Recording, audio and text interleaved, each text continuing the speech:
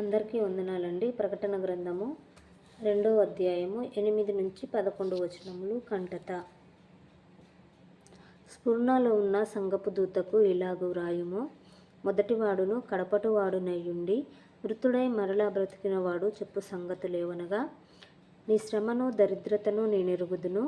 అయినను నీవు ధనవంతుడవే. తాము యూదులమని చెప్పుకొనుచు యూదులు కాకయే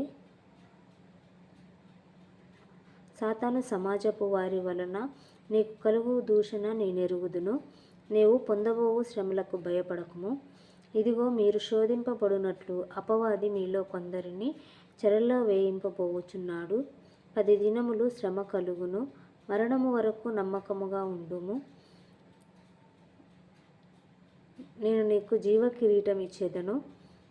సంగములతో ఆత్మ చెప్పుచున్న మాట చెవిగలవాడు వినుగాక. జయించువాడు రెండవ మరణం వలన ఏ హానియు చెందడు. ఆమేన్. ప్రకటన 2:8-11. Thank you.